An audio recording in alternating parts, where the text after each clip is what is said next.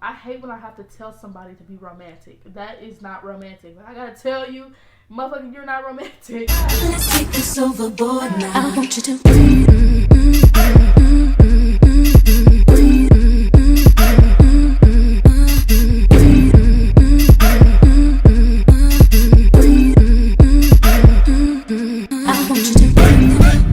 What's up, sis? Welcome back to my channel, period.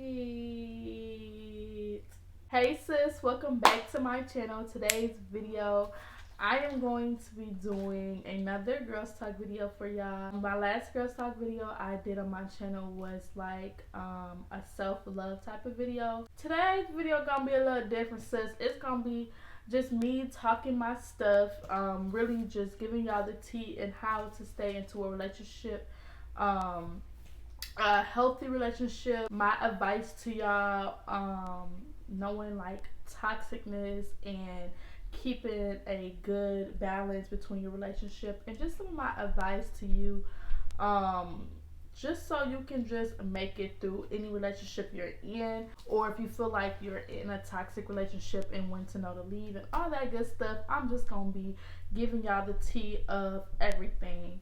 If you're not subscribed, make sure y'all hit that subscribe button down below. Turn on your post notification bell so you can always be notified when you get to post a video, period. And without further ado, let's get into this video. Y'all know I have been in a relationship with my baby daddy.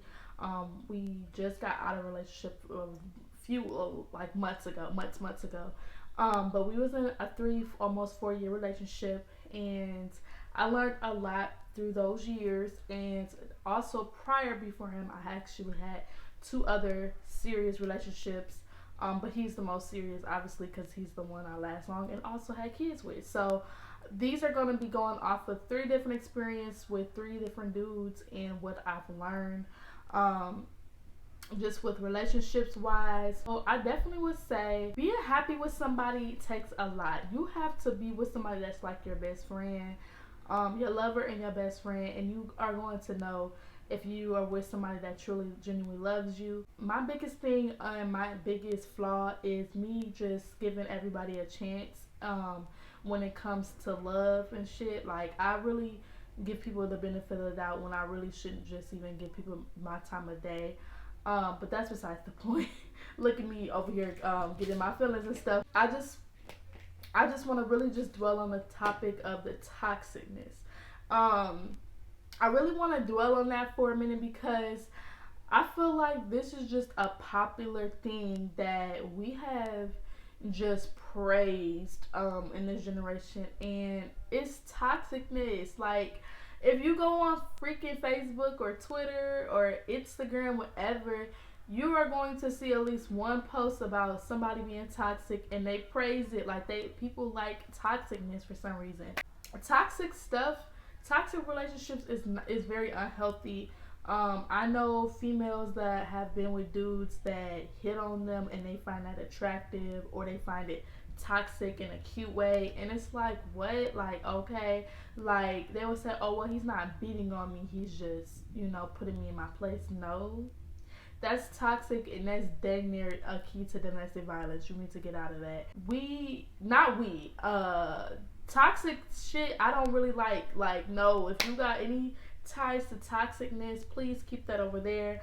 I worked my ass off from getting away from it. I don't want it back, okay? And I feel like it's the younger community around my age that likes that toxicness, because that stuff is really hell, and that really can cause a headache.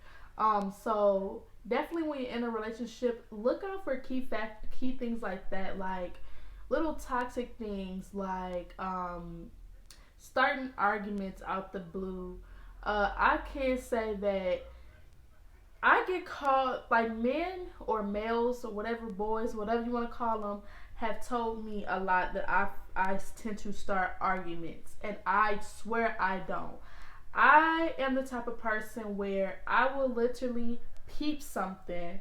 I won't say nothing right then and there, and then it will be on my mind so much that I will bring it up out the blue. So it looks like I'm starting something, but really I'm not. I was just holding it in my head, and I finally got the opportunity to spaz. That's not toxic. That's actually, I'm pissed off about something that you did, and I just brought it to the table at this point in time. But I feel like starting an argument for no apparent reason, that's very toxic. With no like reason at all, they didn't do anything, that's very toxic. Don't do that. What's another thing? Hitting each other, whether it's the man hitting you or a woman hitting you, that is not okay. I learned my lesson, like, do not put your hands on men, because after a while it's not gonna keep sliding. Men, don't put your hands on women. That is very toxic. There's different forms of toxicness, and I'm not gonna really dwell on different forms of it because y'all pretty much know what I'm talking about. But if you find yourself in a toxic relationship, pull away. Like, it is not healthy. It's not good for your mental health at all. Like, it's gonna be overwhelming on you. At least it is for me. Some girls are drunk off of toxicness and they love it. And sorry, sis, but I'm not finna deal with toxicness. If I feel like you're too toxic, I'm going to remove myself from the situation. So my next topic would be knowing your worth. But you don't want to settle for less, y'all. I have watched so many women in my friendship-wise, in my mutual friends-wise, settle for less and ended up in horrible situations. And I feel like y'all, females, even men too, females need to realize that they need to know their worth. Like, you are worth so much more. You are a gem. You are a diamond. You are not no damn brass, bitch. You need to start acting like a diamond, okay? Don't sell yourself short and don't settle for less, period, okay? Definitely knowing your worth, it's a key to getting into a good relationship, because you're going to know you're going to tell a difference. And I feel like once I started realizing my worth, I can tell a difference between men.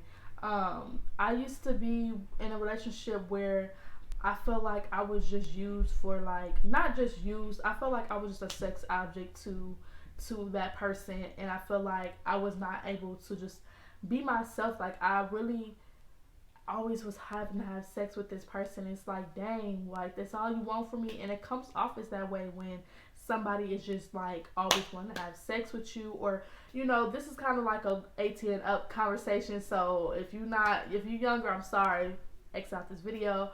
But we gonna just really get real here. Like, I feel like I really was genuinely being used as a sex object.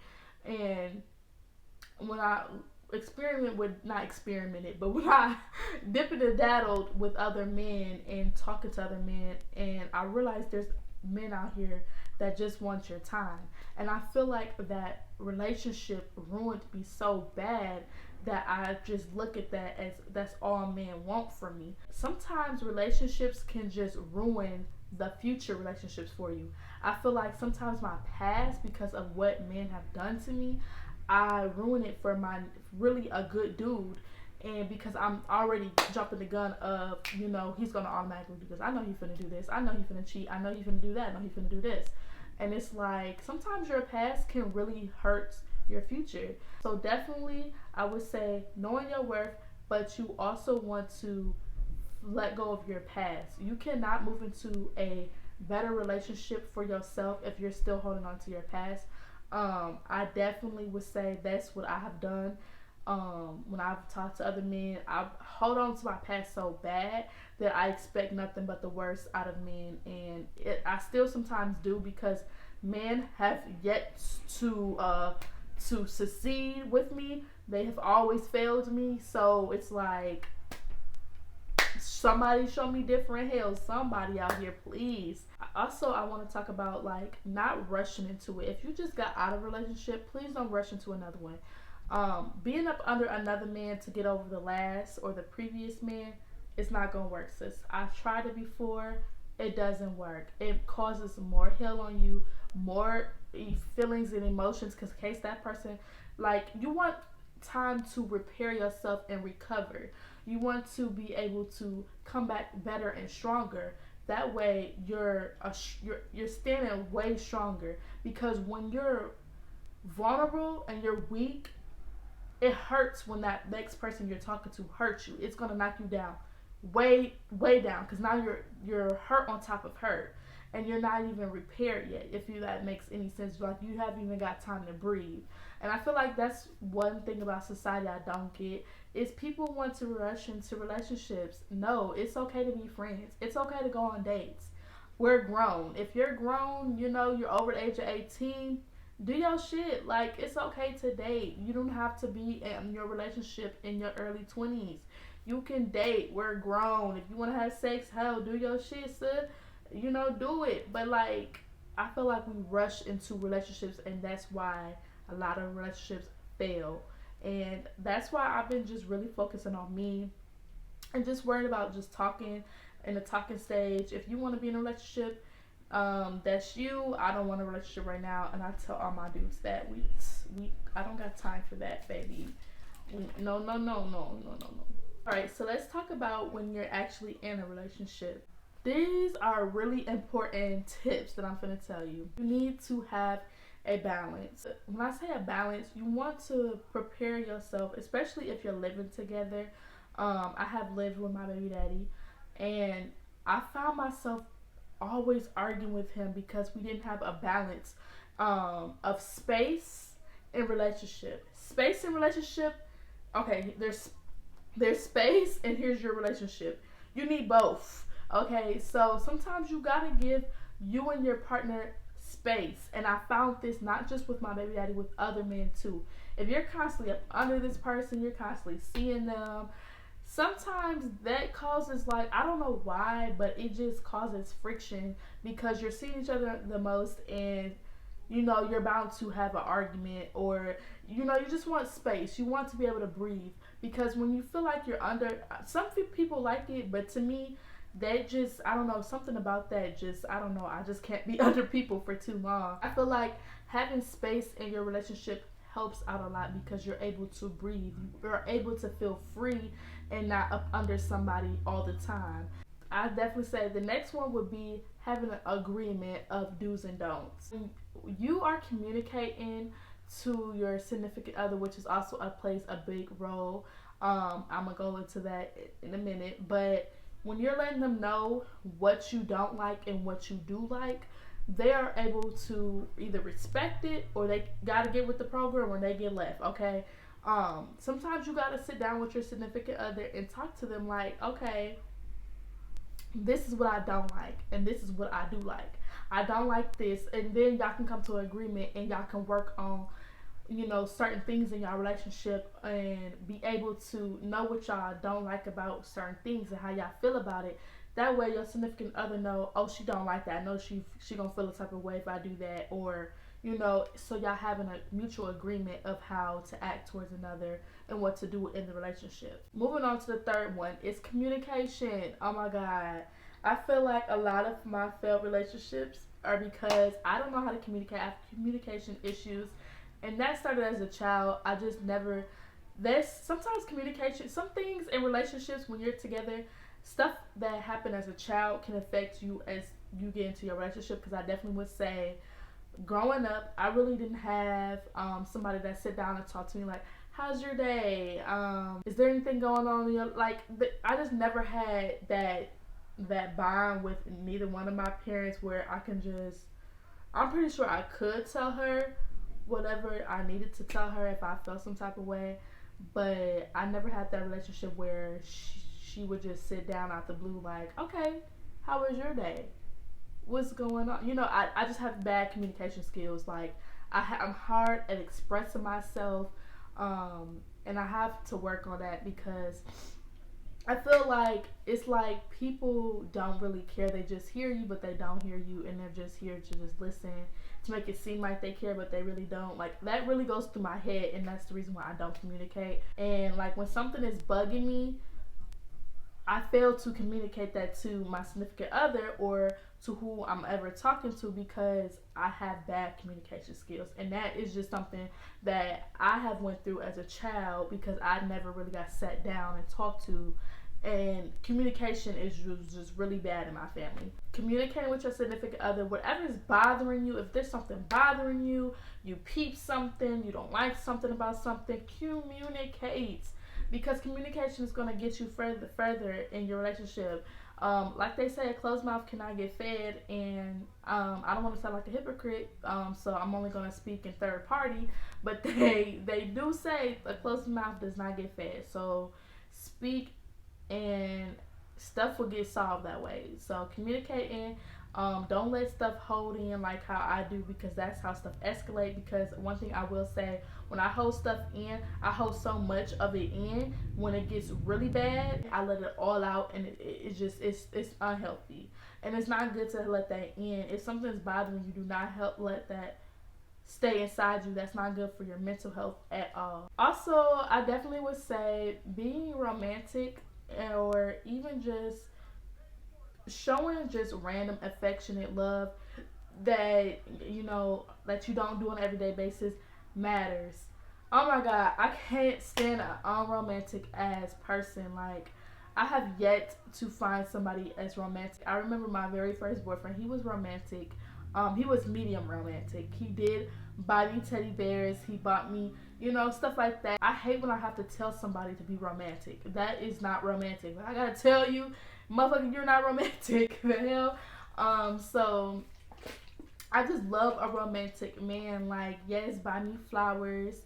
Yes, buy me teddy bears, baby. Like, I want all that. Okay, like, I love a romantic man. Like, sometimes I'll be like, dang, my first boyfriend, he was the stuff. He bought me flowers, teddy bears, roses, all that stuff. And then when I got with certain dudes, I'm like, nigga, like, you gotta step your game up, baby. Cause listen, you finna get cut off. I would say doing stuff that you don't do on a regular day basis, like going out to eat, buying flowers for your girlfriend, or hell, you can do stuff for him. Like, I love buying men cologne, cologne, drawers, sweatsuits, stuff like that. I put it in a little duffel bag, give it to him, stuff like that, showing that you appreciate him. That is going to give y'all a really closer bond, because it's like, dang, you really set the time. You really set out through time to think about me, to buy me this. Or you really put thought into this. It makes the relationship stronger. But yeah, y'all, I think that's pretty much it that I have to say about relationships, and just talking about the whole boyfriend thing, and advice, and knowing your worth and stuff like that. If y'all do want a part 2 of this particular video, let me know. Definitely would do one. And yeah, so that's it for today's video. I hope y'all enjoyed, and I'll catch y'all in my next video. Bye.